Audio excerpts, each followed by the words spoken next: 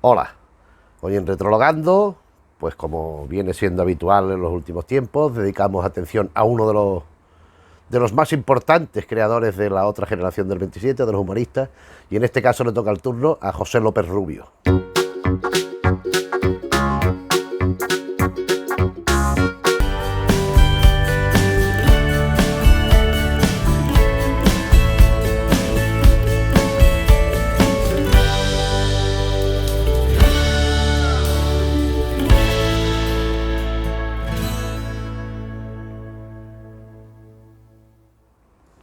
José López Rubio nace en Motril en 1903, falleció en Madrid en 1996, vivió 93 años, bueno, pues él fue como Neville, desde la cuna, desde nacimiento, pues un privilegiado, un individuo de fortuna. Su padre, José López Atienza, era Joaquín López Atienza, era el alcalde de Motril, donde él nació en aquel momento. Era el jefe, el director o algo así de la gran empresa, de la gran cooperativa de la azucarera de Granada. Bien, López Rubio nace, al poco tiempo se traslada la familia a Granada. En 1915 dan un salto a Madrid, un par de años, y se van a Cuenca, donde a este señor, a este Joaquín López Atienza, pues lo nombran gobernador civil de la ciudad. Está allí otro par de años, vuelve a Madrid. Todo esto, ¿por qué lo comento? Pues porque es importante después a la hora de perfilar la visión como escritor del propio López Rubio. En este segundo viaje a Madrid, donde ya se establece más o menos, a pesar de los viajes, es donde conoce a Jardiel Poncela, donde conoce a Tono, donde conoce a Edgar Neville, por supuesto, a Ramón Gómez de la Serna, y va empezando las publicaciones. En Cuenca ya había hecho algún artículo, alguna cosita, había hecho alguna obra de teatro. Ocurre una cosa: José López Rubio toca todos los palos. Toca la narrativa, toca la poesía, un poema largo en 1940, no lo vamos a mencionar.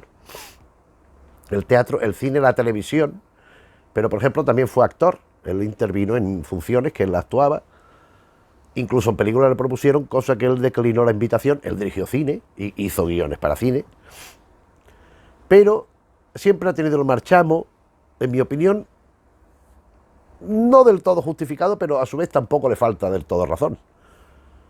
A López Rubio no se le ha considerado del nivel de los Miura, Jardiel, tal. Primero, porque posiblemente como creador no lo tiene. Pero aparte suceden dos cosas. Una, él toca todos los palos y todo lo hace bien, pero en ninguno brilla con un destacado entusiasmo de decir, joder, es que esto, como por ejemplo podemos decir Miura y Jardiel, sobre todo en teatro, Neville, igualmente en cine también, Tono en los artículos, los cuentos, es descacharrante. Otros que vendrán, que quedan ya pocos, pero algunos quedan. En los dibujos, hizo algún dibujo su hermano, Francisco López Rubio, era un inmenso dibujante, pero él lo hace todo y bien, o sea, de notable para arriba, pero ninguno brilla. O sea, si hubiera que decir la liga de los autores del 27, de la otra generación del 27, pues López Rubio siempre estaría por ahí, por la cabeza, pero nunca gana. No sé si me explico, no sé si... Entonces, por eso su consideración, aparte de ser el más veterano de esta generación, el que más ha vivido a lo largo de los años, que ha durado más, el que ha terminado más recientemente, de ahí homenaje y cosas de estas, pero no se ha considerado nunca al nivel, cuando en mi opinión toda su obra es de un inmenso talento y de importancia destacada. Y por otro lado, y esto quizás sí se note más en la forma de elaborar de plantearse su escrito, es el provincianismo. Mientras que Jardiel se ha criado en un ambiente de periodistas, de tal, muy cosmopolita, muy bohemio, o Miura, con el tema de los actores, tal igual, Tono, pues se sabe menos, porque Tono pues es una incógnita, o Edgar Neville, pues de la nobleza, de la tal.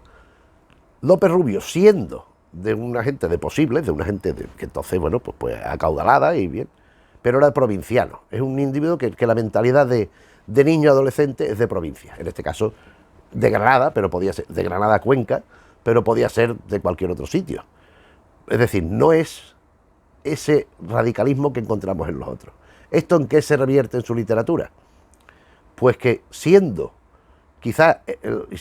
el autor que más reivindica los términos imposible, inverosímil, tal, ya lo veremos, es el que menos practica eso.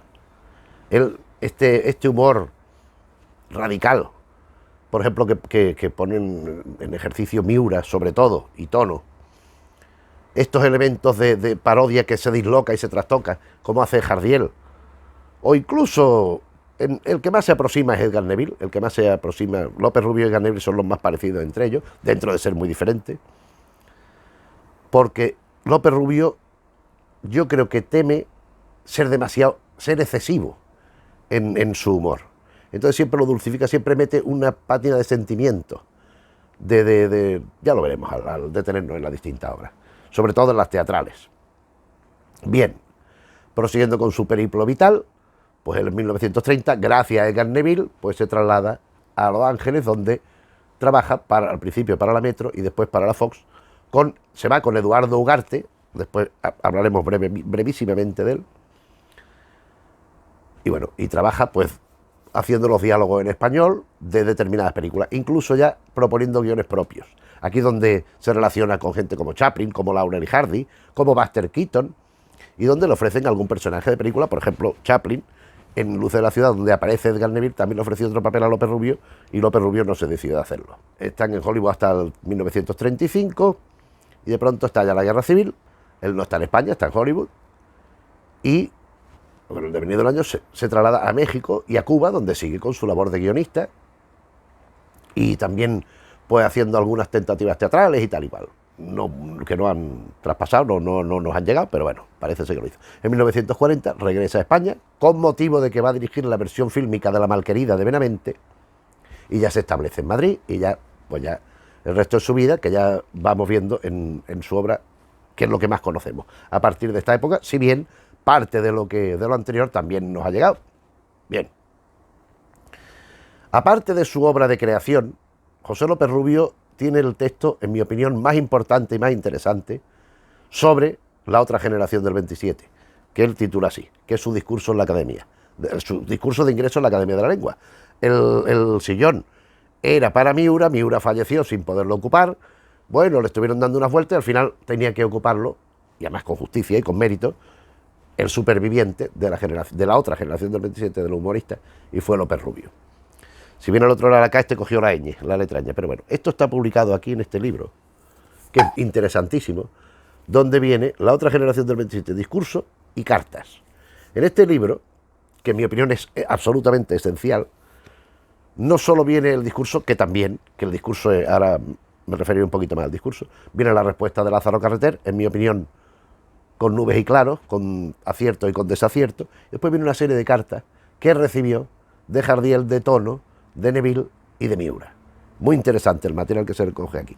Pero en particular al respecto de su discurso de ingreso en la Academia, a mí me parece que el ejercicio más... Por un lado, es un ejercicio de síntesis magnífico, porque es que habla, en el orden que nacieron, Tono, Jardiel, Neville, Miura, de estos cuatro compañeros que vivieron tantísimas cosas juntos, que compartieron Hollywood, Miura no, pero vamos, todo el despertar de este nuevo teatro, todo esto que iban construyendo nuevo, en la prosa, en las revistas, muchísimo en las revistas, y hace toda esta síntesis en un discurso que se lee divinamente, muy bien escrito, muy divertido, y sobre todo entrañable, pero sobre todo veraz.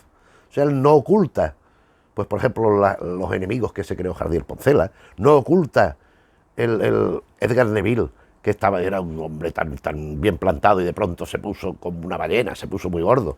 No oculta ciertas cosas de Tono, que cuando fue a Hollywood pues prácticamente hizo 4 chistes. No oculta, pero en general es un discurso, o sea, que es verdad, es que todo eso es verdad. No es que lo dijera para desprestigiar a los otros, sino que es que era realidad. Entonces un discurso muy acertado, muy bien escrito y muy sintético. Resume, hombre, no entra en detalles de... Sí, en alguna cosa Neville habla del baile, porque es una obra muy importante, pero en general habla cuestiones genéricas de ellos. Y es muy interesante ese discurso. Ya digo, es una reflexión sobre sus compañeros de generación. Al final dice que deja uno, que es el mismo, que es del que no habla. Y curiosamente es sobre el que hay menos bibliografía, porque de Miura y de Jardiel hay muchísimo, de Tono hay una monografía importante que mostramos en su vídeo correspondiente, y de Edgar Neville hay no menos de 4 o 5 libros sobre el cine, sobre todo, pero también sobre su literatura. Pero es que de López Rubio, pues hay eso, este libro, hay colecciones de cosas que ahora iremos viendo, pero no hay un estudio serio, riguroso, sobre López Rubio. En José López Rubio encontramos esta perfecta simbiosis entre la intelectualidad y el provincianismo que decía. O sea, dentro del 27, de la otra generación del 27, es el que más, yo creo que es de los que más ha hecho tentativas en distintas cosas y el que más ha intentado escribir con gente. Tono es el que, en colaboración, el que se lleva la palma, pero porque Tono era Tono. Pero, por ejemplo, López Rubio escribió 2 obras con Jardiel, a la Limón, que no se conservan, que alguna se estrenó, pero no, yo creo que con Jardiel no se estrenó ninguna. Con Neville empezó otra, incluso le inspiró después una obra de Neville con un título de una novela que él estaba escribiendo. Con Miura no recuerdo que tuviera ninguna colaboración, de los pocos, porque Miura también al principio era con Tono, con Álvaro de la Iglesia, con el otro, pero con Calvo Sotelo, pero sí le gustaba tal. Y después eso, todas las tentativas de distintas prosas, donde en su ejercicio de escritura podemos detectar grandes hitos de este humorismo de la otra generación del 27. Él en revistas públicas, bueno, él fue secretario, aparte de publicar relatos y artículos y cosas, de la revista Buen Humor, que es una de las dos, junto con Gutiérrez, en la que también colaboró. Todo esto antes de irse a Hollywood, por lo general. Son las 2 revistas fundamentales de difusión de esta otra generación del 27. López Rubio fue uno de los pilares de esta revista y fue el secretario de Gutiérrez, lo que hizo que fuera acercando a otros autores a la revista. Él, antes de Buen Humor, de Gutiérrez no, de Buen Humor, fue el secretario. Antes estaba ya publicando en los lunes del Imparcial. El Imparcial era un periódico diario y como entonces los lunes no se sacaba porque los domingos se descansaba, entonces no aparecía periódico el lunes. Entonces había como la hoja del lunes, una cosa. Y el Imparcial decidió sacar los lunes del Imparcial, que salía el domingo. Salía como un cartapacio interno en los domingos, en el dominical. Y aquí empezó José López Rubio a publicar una serie de artículos, de cuentos, una serie de relatos que confluyen en 1924, publica Caro Raggio como Cuentos Inverosímiles. Aquí tengo una edición posterior, esta no es la de Caro Raggio, evidentemente, pero sí la edición íntegra, todos ellos ilustrados, que aquí sí vienen las ilustraciones, por distinto. Bueno, está una caricatura de López Rubio, esta es la portada de Bartolozzi, de la edición original. Ah, no es de Bartolozzi, esto es de Basilio. Bartolozzi es otra. Mira, las ilustraciones que iban a los distintos cuentos, cada cuento va ilustrado por un dibujante distinto. Es muy bonito. Aquí en Cuentos Inverosímiles, estamos hablando de 1924, es una selección de lo que ha habido publicando los lunes del Imparcial. No están todos los del lunes del Imparcial, pero están bastante, están 21. Ya esto de inverosímiles ya nos va dando unas pautas. ¿Qué busca? Pues busca alejarse de la realidad, alejarse de la lógica habitual, mantener un plano de distancia respecto a lo conocido, pero como advertí antes, siempre con una... O sea, él teme romper con todo, porque él tiene la capacidad y los conocimientos, porque lo vemos en su escrito, para hacerlo. Pero él tiene un temor, que el público no llegue a acceder a lo que él quiere plantear, que sea algo demasiado tangencial, demasiado extremo. Entonces lo que él busca es familiarizarse y aliarse con el espectador en un poco una concesión, lo cual, pues es lo que resulta. Pero aún así los cuentos son buenísimos, son unos cuentos muy divertidos, de distintas temáticas. Aquí, pues por ejemplo, se burla de los avalos, de los que están deseando amasar dinero, se burla de las relaciones de pareja que van motivadas por algo que no es sencillamente el sentimiento. Pero aquí lo fundamental que encontramos, que será un constante o bastante frecuente en la obra de López Rubio, son 2 claves. Una, la confrontación realidad-ilusión, realidad-fantasía, realidad y realidad. Lo mental, la tergiversación, vinculado con el otro, que es la enfermedad mental, la locura, la demencia. Estos son temas que van apareciendo y reapareciendo en la obra de López Rubio y que se resultan fundamentales y que ya aparecen en estos cuentos.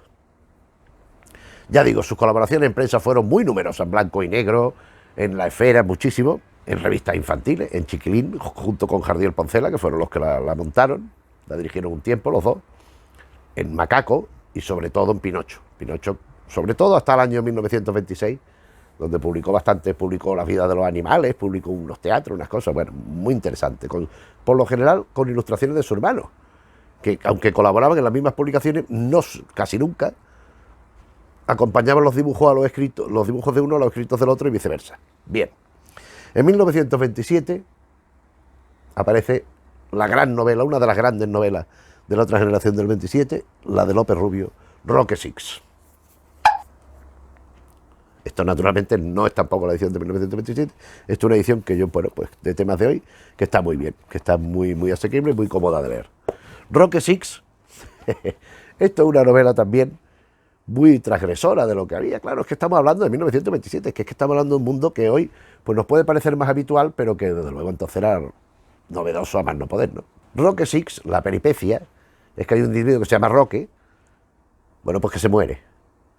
Se muere, o sea, al principio de la novela es la muerte del personaje, pero resulta que no ha cumplido su misión en la Tierra, y entonces se va reencarnando en otro, que a su vez se muere otra vez y se reencarna en otro, hasta 6 veces. Son 6 Roques, 6 veces que el Roque va reencarnándose.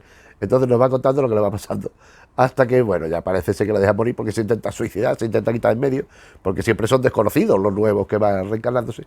Es un disparate, pues muy gracioso. Muy gracioso, vamos a ver. Así como, por ejemplo, las novelas de Jardiel y algunas de las, casi toda su obra de teatro, de Miura también, de tono. Y algunas de Neville, yo por ejemplo el principio de Don Clorato de Potasa me parece descacharrante, vamos. Aquí no busca tanto el efecto de carcajada, sino de la sonrisa, el de la sonrisa permanente. Esto lo encontraremos también en su teatro. Es un humor más suave, es un humor muy intelectual, no es un humor burdo, ni un humor de trazo grueso, ni nada por el estilo. Es un humor, en esta novela en particular, se ha aplicado el término, y yo creo que con acierto, de que es una novela ramoniana, como de Gómez de la Serna, porque es como una inmensa greguería. Si Gómez de la Serna hubiera querido escribir una novela siguiendo el esquema, siguiendo la pauta de la greguería, seguramente hubiera salido algo parecido a Roque Six, donde la metáfora está sencillamente todo el tiempo extendiéndose y transmitiéndonos unas sensaciones y unos sentimientos que nos conducen a la impresión del libro. El libro es una gozada, un libro muy gracioso, muy divertido, muy bonito de leer, incluso con un cierto halo poético. Es un libro muy conocido, ya digo, es una de las consideradas novelas vanguardistas más importantes de esta época. Sobre todo, es que claro, es que nosotros la leemos desde la perspectiva del lector de hoy, como es lógico y natural, claro. Y siguen teniendo vigencia, siguen teniendo valor, y siguen convenciéndonos y siguen divirtiéndonos. Pero imagínate tú, en el 27, hace casi 100 años, hace 94 años. Es que siempre se dice que Roque Six fue la única novela de López Rubio, por un lado, igual que los cuentos inverosímiles, no es ni la punta del iceberg de los cuentos que llegó a publicar en publicaciones periódicas. En publicaciones periódicas sacó cientos de cuentos, cientos, no exagero, porque es que además colaboran todos, Aire Libre, en Macaco, en Gutiérrez, en Buen Humor, todo esto posterior a los cuentos inverosímiles. Todo esto más tarde. Quiere decirse, él escribió unas historias de un almirante, varias historias del personaje este, que era un disparate, era graciosísimo. Y todo esto siempre antes de Hollywood, es decir, entre 1924, que publica el libro, aunque los cuentos eran del 21, de 1921 hasta 1930, todo lo que escribió este hombre. En fin, y ahora veremos lo del teatro, que también tiene su viga. Siempre se dice que la única novela es esta también, igual que los cuentos, por lo que he recogido el libro, son estos. Pero en épocas más o menos recientes, Carola Briciolo ha publicado este libro, La narrativa vanguardista de José López Rubio, 3 novelas inéditas. En este tomo, pues aparte de una visión general de López Rubio y un estudio de los 3, publica 3 textos, a ver si encuentro alguna paginita que no, manuscritos de López Rubio, lógicamente transcritos, o sea, no están, o sea, publica alguna página para que se vea el original, aquí tenemos otra, pero va el texto que se puede leer con todo de nota. A saber, son 3 novelas, escritas todas entre 1928 y 1930, es decir, con posterioridad a Roque Six. A él parece ser que le interesó la narrativa extensa y hizo estas tentativas que, bueno, se quedaron en los manuscritos, aunque de alguna forma sí fueron conocidos. La primera novela, me he hecho aquí un pequeño esquema, es El alma en un hilo. Esta novela es la que le sugirió, reconocido por el propio Neville, a el título, La vida en un hilo. Fue inspiración del título. Esta novela es una especie, es un diario donde hay un individuo que no sabemos su nombre, no sabemos su edad, solo sabemos que está encerrado en un sitio que parece ser un manicomio. Y él va exculpándose a lo largo de la novela de la falsa acusación de que él ha matado a su mujer. Y entonces va diciendo que no, que él, bueno, porque, no, a la mujer, no, al amante de la mujer, que él ha sido acusado, parece ser, del asesinato del amante de su mujer, y él dice que no es verdad. Claro, se van combinando pues los rasgos de locura, de tal, con los rasgos de la realidad, con los rasgos de la cordura, que podemos decir así. La segunda, esta es de 1929, 1930, cuando la redacta. La segunda es El desaparecido, redactada entre 1928 y 1930, lo que hay, porque es una novela inconclusa, él no termina. Esto es en un espectáculo de magia, el prestidigitador, el ilusionista, saca un tipo del público y lo hace desaparecer, pero de verdad. Entonces hay un amigo suyo, que es el narrador, que es el que nos cuenta la novela, que quiere acompañarlo. Entonces sale, oiga, hágame a mí también, y lo hace lo mismo, y van los dos a una especie de limbo, una cosa así. Están allí, se encuentran con otros desaparecidos de esto, con otros espíritus ambulantes para aquí y para allá, y al principio esto les parece muy interesante y muy novedoso, pero poco a poco se van aburriendo y van viendo que aquello es un desastre. Y ya no quieren seguir desaparecidos, quieren volver, y entonces hay una especie de señor alemán, un psiquiatra, que va a convocar a los espíritus, y ahí se queda. No sabemos qué pasará. Esto es lo que hay en el texto publicado. Y la tercera historia, la tercera novela, Un hombre acostado, también realizada entre 1928 y 1930, que da pie e inspira a Jardiel Poncela, el personaje celebérrimo de Eloísa está debajo de un almendro que también está en la cama y no se quiere mover nunca. Porque esto, por lo visto, esta historia, que además esta novela, y además se ve en el desarrollo, en la estructura de la novela, parte de un suceso familiar de López Rubio, porque él tenía un tío al que no conoció, que en determinado momento decidió retirarse del mundo y quedarse acostado en la cama. Y es lo que hizo. Entonces, en esta novela, por un lado tenemos la narración de López Rubio como conocedor de esa realidad auténtica, combinado con la parte subjetiva, que es la sensación o los sentimientos, lo que le pasa por la cabeza a ese individuo que está acostado. Que eso se lo inventa López Rubio, claro. Eso es lo que en cuanto a estas novelas. En televisión, lo más reciente, lo último que hizo fue en 1970, hizo una serie que se publicaron los guiones de los capítulos en esta edición de Guadarrama, Al filo de lo imposible, una serie de historias pues inverosímiles, donde se llega a extremos ahí de todos tipos y pelajes, son de distintas temáticas.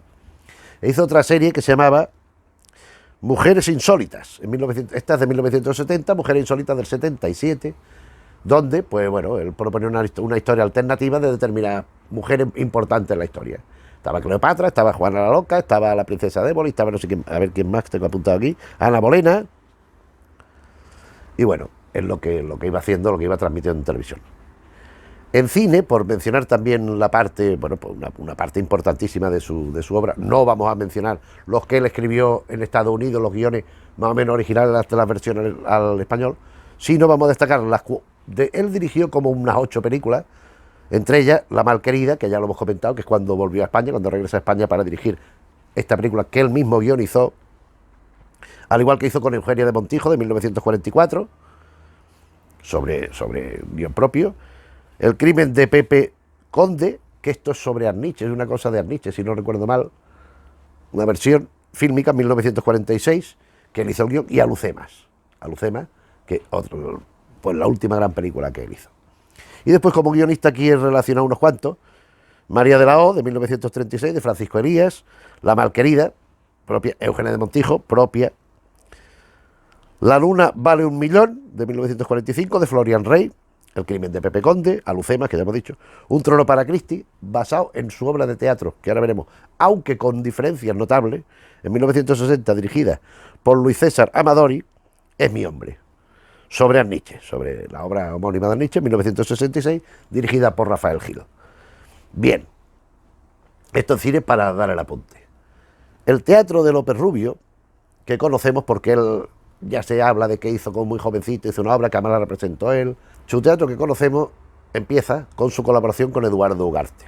Antes de hablar de esto, vamos a mencionar levemente a Eduardo Ugarte, porque fue un elemento muy importante. Hay un libro sobre él relacionándolo con Lorca y con Buñuel, con los que tuvo también bastante trato. Este hombre era un tipo con mucho talento, que escribía teatro, que escribió, parece ser, alguna historia en prosa, se trasladó a Estados Unidos con López Rubio y con otros, estuvo allí trabajando. Cuando la guerra civil, este hombre era un individuo profundamente antifascista. Era un individuo de izquierda, republicano, que él fundó con otros una especie de sindicato antifascista de la cultura. Él fue, junto a Lorca, uno de los grandes promotores, fundadores y difusores de la barraca. Y era un individuo que, claro, en la guerra civil, cuando pasó la guerra civil, se tuvo que quedar fuera, se tuvo que exiliar, se fue a México, donde falleció, nació en 1901, fue en Terravía, en San Sebastián, y falleció en México en 1955.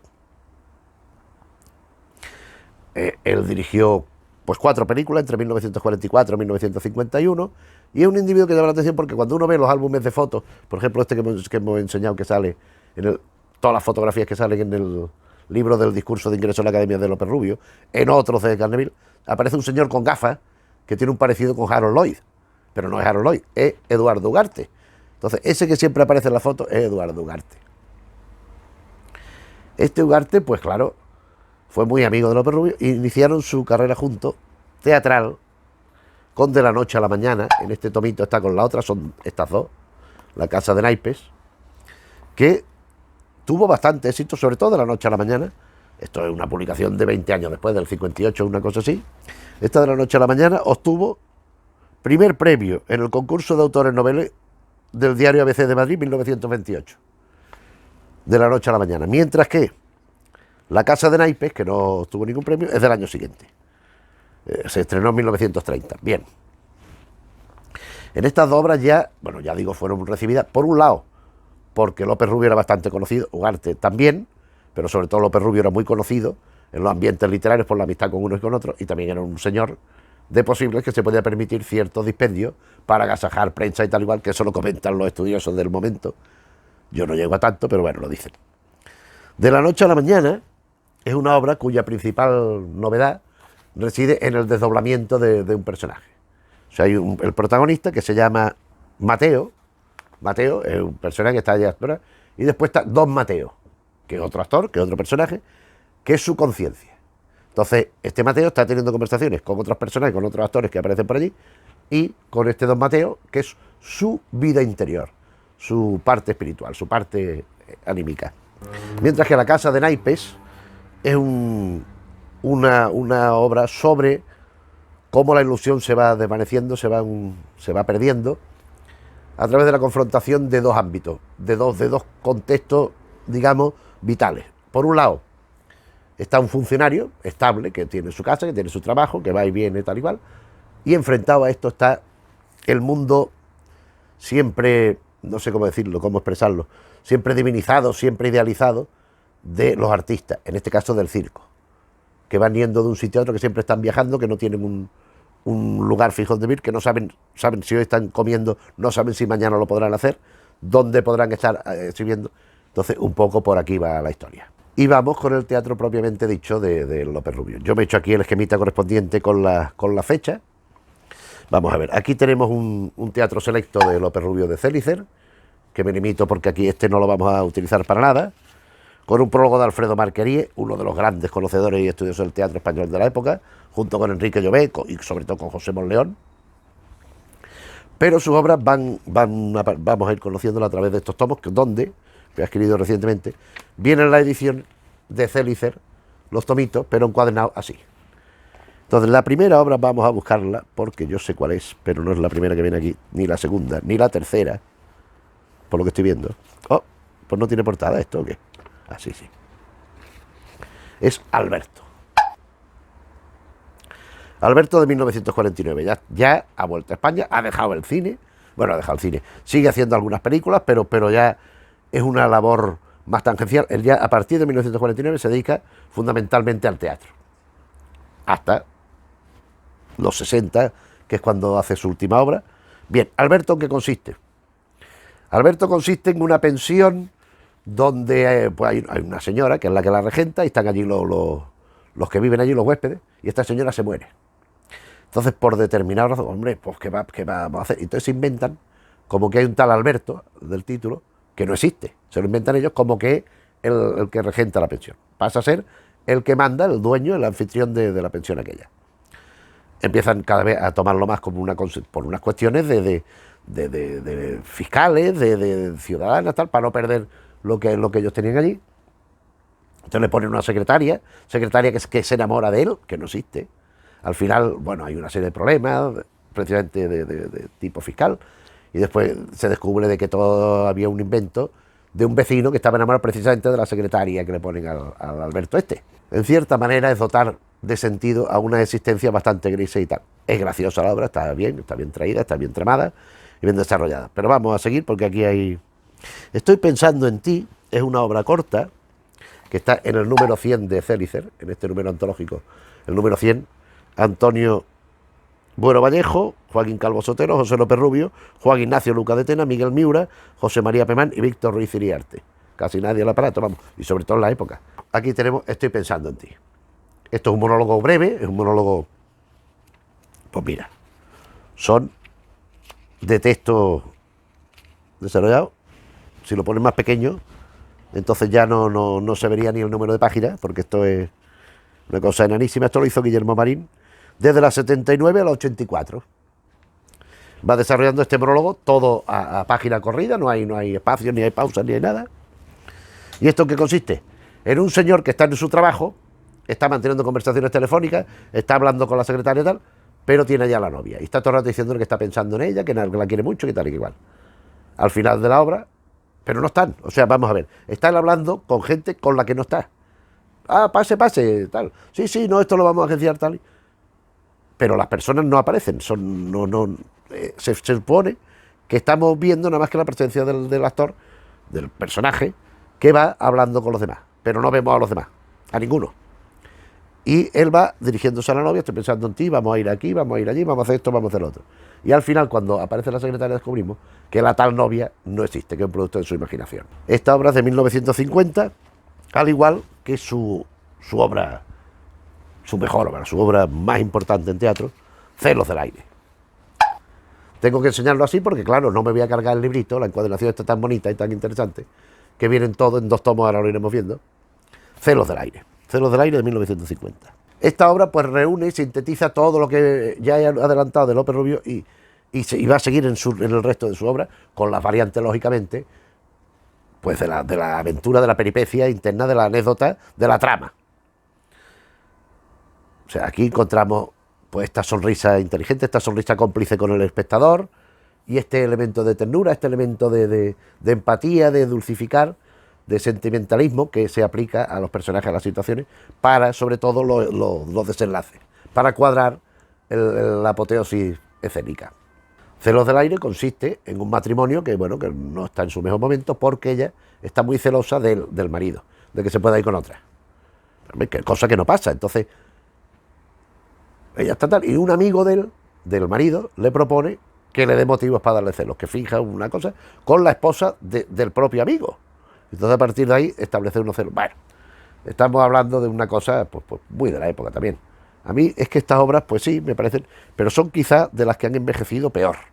Celos del aire, con todo, es una obra muy importante y muy considerada. O sea, se repone con cierta frecuencia, se ha reeditado en el homenaje de las GAE y en otro que veremos después se publica el texto íntegro.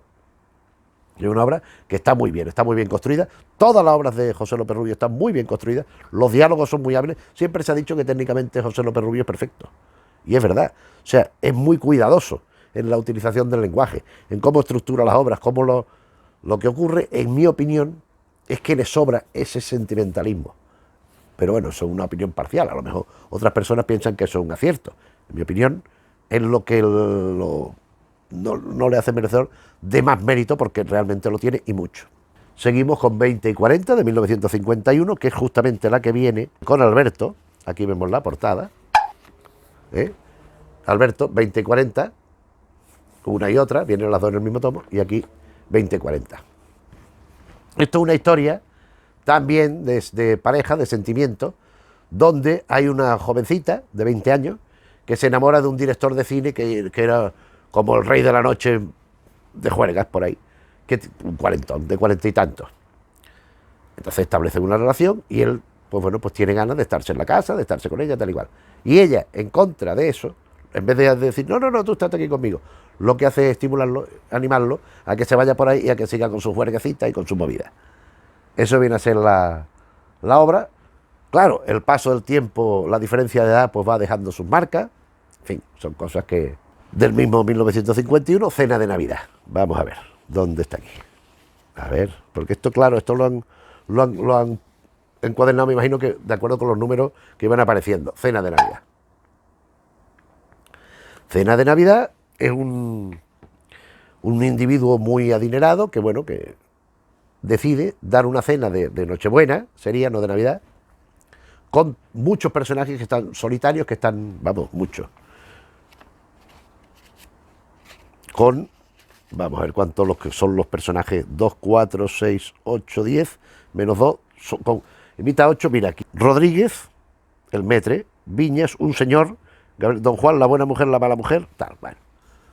Quiere decirse que son gente solitaria, que en la noche de Nochebuena no van a tener nadie. Van a estar solos, entonces él da una cena de lujo en un restaurante muy bien, invita a estos individuos que no los conoce, son desconocidos.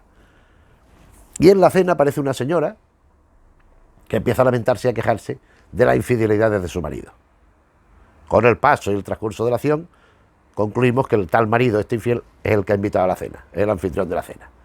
La gracia está en todo el circunloquio, la forma en que se nos va transmitiendo esta historia. Está bastante bien, a mí me gusta esta obra. Cena de Navidad. La siguiente, también de 1951, ya la última de ese año, Una madeja de lana azul celeste. Aquí nos encontramos un matrimonio joven donde entra en juego otra señora, otra chica, que quiere seducir al marido de la otra, no suyo, de la otra. Y hay el juego de que si sí, que si no, que si tal y cual. La mujer, el marido, la otra, el trío. ¿Y cómo se resuelve la cosa? Pues con la alusión, a través de esta madeja de lana azul celeste, de que la esposa está embarazada de un niño, cosa que era la ambición del padre todo el tiempo. Con lo cual se desprende que, bueno, que las cosas volverán por sus cauces naturales y tal. Bueno, de 1952, El remedio en la memoria. A mí esta obra me gusta mucho, es quizás de las que más me gusta porque aquí hay dos planos. Aquí hay una actriz muy conocida, una actriz ya madura, que por un lado confunde, mezcla la realidad con los personajes que ella ha interpretado. A mí me parece eso muy interesante. La interiorización del personaje por parte de la actriz, de los personajes distintos que está haciendo por parte de la actriz, para asumirlo en su vida particular, personal, auténtica, dijéramos. Y la trama se centra en que ella tiene una hija, lógicamente mucho más joven, que está ennoviada con un tipo que había sido amante antiguo de ella, de la actriz. Y toda la rivalidad entre madre e hija por el amor del señor aquel. Está bastante bien, es una obra bastante ingeniosa, bastante original. Y vamos con La venda en los ojos, de 1954. La venda en los ojos es una situación de una señora abandonada por su marido y que no lo supera. Entonces ella, en vez de afrontar la situación, lo que hace es fingir que no ha pasado esto. Ella está allí, habla con el marido y le cuenta las cosas y vive con... Y los miembros de la familia que le acompañan, para no defraudarla, para que no tenga un sentimiento de locura tal, le hacen caso como si, y se le sigue la corriente, como si aquello pasara allí. Está bastante simpática esta historia también. Aquí tenemos La otra orilla, del 1954, que es la que cierra este tomito. Son unos tomitos que están muy bien tenerlos todos juntos, pero para leerlos, para mostrarlos, no son tan cómodos. Bien. La otra orilla, ¿qué es? La otra orilla es una situación de muertos. Son personajes que han traspasado el umbral de la muerte y pues son fallecidos. Resulta que uno, el más protagonista, es uno de los muertos con su mujer. Y está también el amante de ella. Porque este individuo, este protagonista, ha asesinado a la mujer y al amante. Entonces llega la policía, alarmada por los tiros tal y cual, ha habido una refriega, y en ella ha caído él. Pero es que el cuarto muerto es otro, un tal Martín, que es un señor que pasaba por allí y se lleva la bala perdida y también se lo lleva al limbo. Bien, a continuación sigue El caballero de Barajas. El caballero de Barajas, que es una tentativa de teatro musical. Es un individuo que trabaja para un cantante muy conocido en la época, naturalmente ficticio, que no existe, y le roba la voz. Le roba la voz como si le robara la cartera, pues le roba la voz. Iba yendo por la noche madrileña cantando tal, con lo cual es motivo de que lo inviten, de que la agasajen, de que lo reciban muy bien en todos sitios, iba yendo así, hasta que la voz empieza a abandonarle. Esta historia, dentro de lo inverosímil y del absurdo, está bien traída, no está mal traída, pero es un musical, es una tentativa musical que, bueno, no es lo más afortunado de López Rubio, así como otra obra que yo no la tengo, no, es que por la información que yo tengo, de la que dispongo, está inédita, que se llama La novia del espacio, que es una obra de teatro de ciencia ficción, donde un individuo de pronto aparece una nave y aparece una extraterrestre, en fin, y pasan cosas con la extraterrestre esta. Vale, yo no la conozco esta obra, por tanto no puedo hablar de ella. De 1956 también, como las dos anteriores de Baraja, la otra, Un trono para Christie, que en 1960 haría versión fílmica de la misma obra el propio López Rubio. Esto es una historia de una chica que dicen es una princesa de una corte de estas europeas, tal y cual, y va yendo por allí con su madre, y descubrimos que en la realidad la madre no sabe bien quién era el padre. Era un señor que cuando le iba a revelar su identidad, se muere. Entonces, para poder mantener el ritmo de vida y tal que llevan, necesita que esta chica, que no es la Christie esta, que no es ninguna princesa, pero se hace pasar por tal, se case con otro príncipe de verdad, que la pueda mantener con ese nivel de vida. Entonces traman toda esta historia que nosotros ya conocemos y vamos viendo en qué desemboca. En fin. Estas son las historias más benévolas de... Naturalmente esto aquí no hay ninguna clase de maldad ni nada. Se puede entender, en esta no, pero en otras alguna crítica más o menos soterrada a situaciones sociales como las de pareja, los celos, todas estas cosas. Pero vamos, no son obras muy lacerantes ni de crítica social, con excepciones, como por ejemplo, Las manos son inocentes. Las manos son inocentes es de los experimentos peor resueltos por López Rubio. O sea, esta obra es la que fracasó más dentro de su producción, quizá con aquella musical y con la otra, pero vamos, aquí lo que intentó López Rubio fue hacer un teatro realista de reivindicación social que entonces estaba en boga. Estamos hablando de 1958. Empezaban a surgir, bueno, ya llevaba tiempo, empezaban a surgir los Sastre, Martín Recuerda, Rodríguez Méndez, etcétera, y él quiso apuntarse a este carro. Esta obra, en una línea cercana al pisito de Rafael Ascona, casi coetáneas, son más o menos de la misma época, la otra quizás sea un poco posterior, por ahí 58-60. Esto es un matrimonio que vive muy mal, tiene muy poco dinero, viven muy precariamente y tienen un realquilado, un señor, un anciano que vive allí, que toma una medicación, que tiene dinero. Entonces deciden, con la medicación, cargárselo para coger un dinero que él tiene allí. Bueno, entonces resulta que le preparan aquella pócima tal y el tío se muere. Pero le empiezan a entrar los remordimientos, empiezan a tener pues, dolores de conciencia, hay que ver, fíjate, y entonces llega la albacea, testamentario del muerto. ¿Qué pasa aquí? ¿Dónde está el dinero que tenía este hombre? Tome, aquí lo tiene. Muy bien, pues que sepan ustedes una cosa, lo han nombrado ustedes heredero de todo lo que tiene casas, tiene dinero, tiene tal y cual. Pero ellos, por la cuestión ética tal, pues deciden no tocar nada de aquello. Por otra parte, ahora que recuerdo bien, se descubre que el anciano aquel no ha muerto como consecuencia de lo que habían hecho ellos, sino por un accidente. O sea, no lo han asesinado, pero a pesar de no haberlo asesinado, de saber que ellos son inocentes, tienen el sentimiento de haber ideado y de haber pretendido la muerte del otro. Y eso les impide poder vivir en una situación más desahogada por mor de coger lo que este señor le había dejado en herencia por lo bien que lo habían tratado. ¿Ves? Yo sí hubiera cogido un dinero, la verdad, que quieres que te diga. Pero bueno, son cosas también de la época, me imagino. Como esta obra no termina de convencer a nadie, y al propio López Rubio yo creo que tampoco, hombre, no es una mala obra, es una obra, vamos a ver que estamos hablando de un señor muy importante, entonces no alcanza el nivel de otras y por eso no funciona muy bien. Pero volvió a lo suyo, a lo que él sabe hacer, a las comedias estas ingeniosas y con su fondo de locura y de alteración de la realidad, con Diana está comunicando. Diana está comunicando versa sobre esta tal Diana, ¿esto de qué año es? Diana está comunicando de 1960. Esta tal Diana es una mujer muy pusilánime, es una mujer que todo el mundo manipula, que todo el mundo lleva para acá y para allá según quieren. La manejan a su antojo y ella se harta de esto y decide ser ella la que manipula a los demás.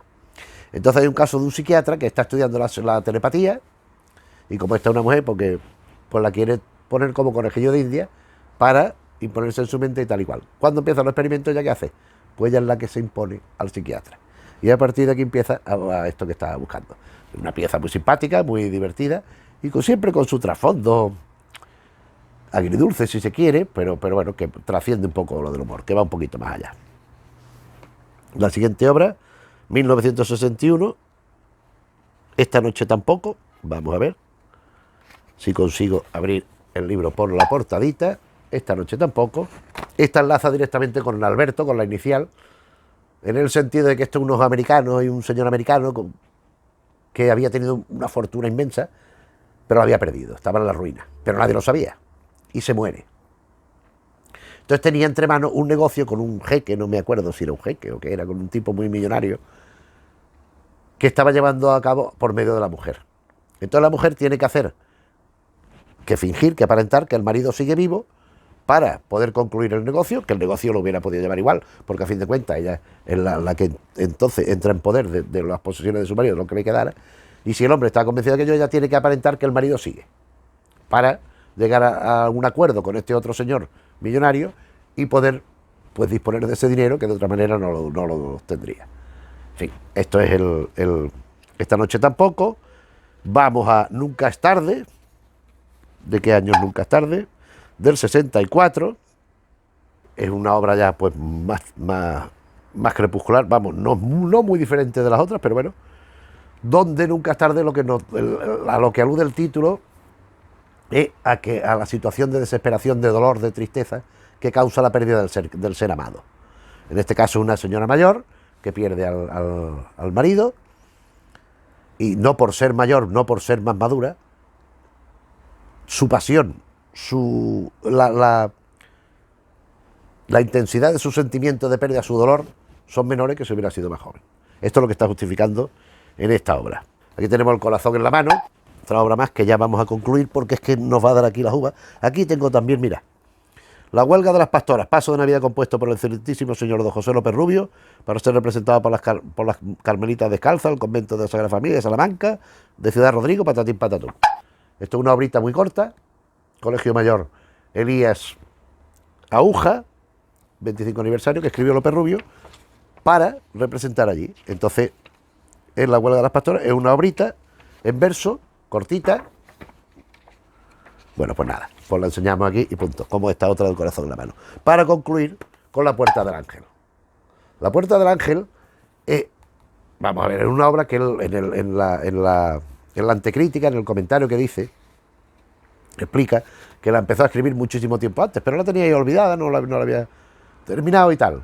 Y Cayetano Lucas de Tena, que ya la había dirigido bastante de las obras que hemos visto, le insiste y la estrena. Y la estrena en 1986, de suerte que es su última obra, La puerta del ángel. Esto tiene esta edición de MK, que es la inicial, la primera, pero después también lo publicó la Biblioteca Antonio Machado. En esta obra volvemos a los cargos de conciencia y a los remordimientos de que una señora que enviudó hace 15 años vive con su amante, pero un amante que tenía cuando el marido todavía estaba vivo. Entonces el marido muere asesinado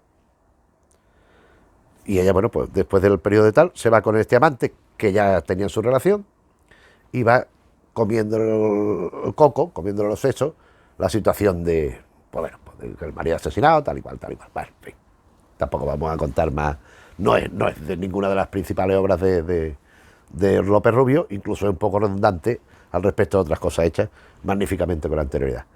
Y para terminar, pues ya dije que no hay gran bibliografía sobre López Rubio. A mí lo más interesante me parece este homenaje que le hizo a la Comunidad de Madrid y el Ayuntamiento de Madrid, José López Rubio, donde, aparte de reeditar de alguna fotografía y de reeditar la inevitable Celos del aire,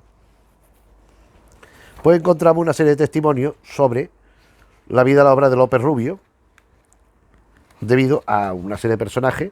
Aquí aparece una nota de Rodríguez Sagún, entonces a la sazón alcalde de Madrid, y los escritos sobre López Rubio son José María Torrijos, que es su albacea literario, el que ha publicado el libro este del discurso en las cartas y otras cosas.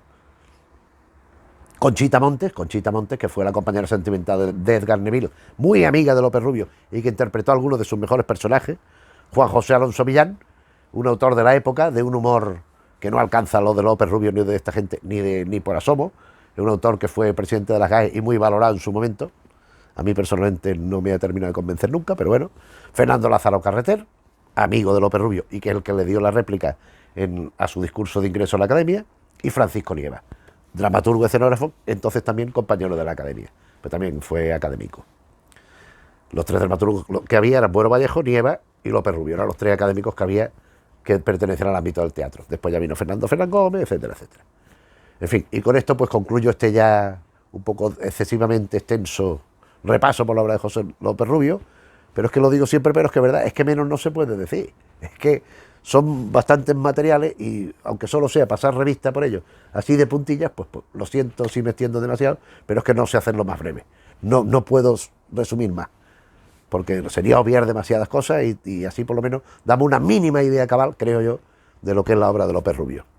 Espero que te haya gustado el vídeo, que te haya interesado, remitir siempre a los textos originales, al material que es el que genera estas intervenciones. Y nada, más por nuestra parte, si te gusta le puedes dar al me gusta, si así lo ves conveniente, suscribirte si te interesan los asuntos que vamos tratando en el canal, aconsejarle a gente o explicarle a la gente que existe el canal gente que le pueda interesar y que se pueda suscribir, que ya sabéis que los suscriptores son pues lo que mantiene el canal, lo que nos permite poder seguir pasando estos ratos pues compartiendo con vosotros esta historia. Y nada más, pues muchas gracias por la atención y un saludo, hasta otro vídeo.